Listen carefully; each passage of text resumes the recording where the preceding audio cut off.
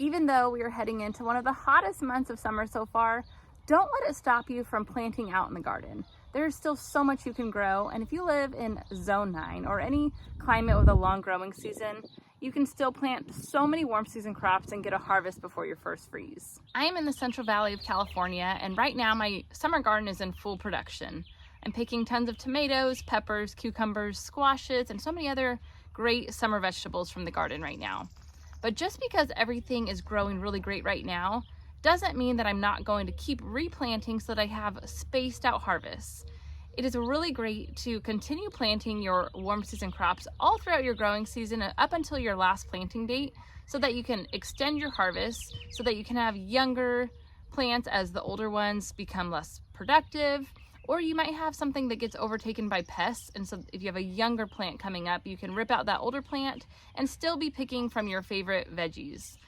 Some of the things that are not growing so well for me right now include my okra and a couple of my cucumber plants. And so I'm getting ready to replant some okra, and I'm going to replant some cucumbers. I have about 4 or 5 different varieties of cucumbers right now, and a few of them are taking off. I'm picking cucumbers like crazy. But then there's one variety, and it's called Persian baby cucumber. And they're one of my favorites that I'm harvesting from right now, but the plant has just been slow growing. And so I'm gonna replant it so that I have 2 plants growing, and if the older one continues to be less productive and just really isn't taking off, but the younger one is, I can rip out that older one and then put something else in that space. So there's all kinds of possibilities when you replant. As far as my okra, the plants have just been really slow growing this entire season. I'm pretty positive that it's the soil. Even though I amended it with compost prior to the gardening season, it's just been super slow growing, and the okra didn't do well out there last year either. So I'm gonna replant it in a raised bed and see if it does any better. I also am gonna replant some zucchini later on in the month. Right now we're getting tons of zucchini, but my zucchini was really fast growing this season.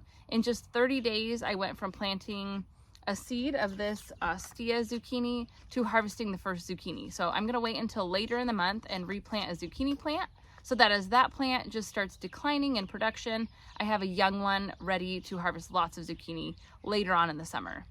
And then I'm gonna replant some basil. Basil is one of our favorite herbs. We make homemade pesto all the time, and it's a great herb that does really good in the hot months. However, as soon as the weather starts getting cooler and that first frost hits, it usually wipes out your basil. So we like to grow lots of it early on in the summer and then throughout late summer, early fall, so that we can preserve it to use throughout the winter months. However, that's not the end of the list.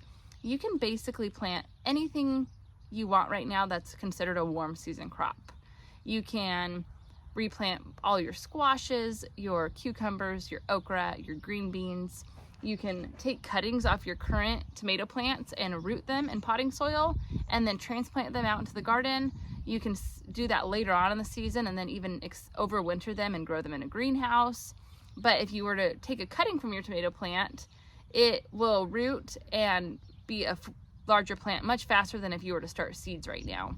You could still likely plant some tomato seeds right now as little baby seedlings and then transplant them out in the garden and probably get a harvest before your first frost comes. But because tomatoes are a longer season crop and they take a little bit longer to mature, I would recommend just taking a clipping right off your plant.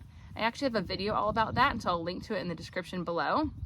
But that's what I'm going to do with some of my tomato plants, so that as these ones, are getting towards the end of their production, I'll have some younger plants that are just coming into production, and I'll be able to harvest off all of those tomatoes up until the first frost comes. And if you'd like help staying on track throughout the entire growing season, I would love for you to join the Zone 9 Garden Club.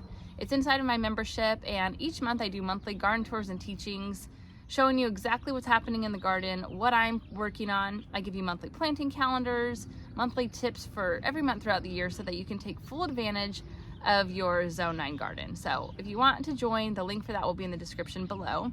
But if you want to just try and figure out on your own what crops you can plant month by month, you just first have to determine the season that you're in. And being that we're in July, we are in the warm growing season. So that means all of our warm season crops need to reach maturity before the first frost hits. And if you don't have a frost, you really don't have to worry about this. But here in the Central Valley, we do get frost.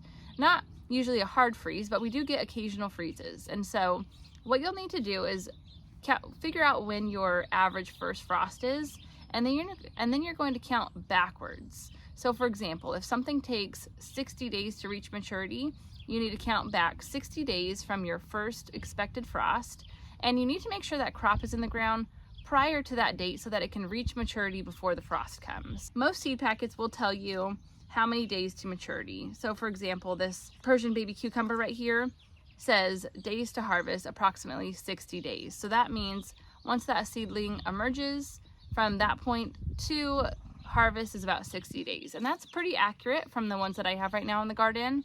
And of course it depends on the weather and the growing conditions. So I always like to give myself a little bit extra, especially if I'm approaching my last planting date, because I don't want to get too late and then the crop never even has a chance to mature. So I always give myself a few extra weeks as I'm reaching the end of the growing season, or right now we're in the middle of the growing season, but by the time that plant starts maturing, we're going to be approaching the end of the growing season. So give yourself a little bit of extra time, but hopefully that helps you figure out how to plan out all of your planting days. And earlier I mentioned how you can root your own tomato clippings. Well, I have an entire video that shows you that step-by-step process. So you can either head to the link in the description or head to this video next, and I'll see you there.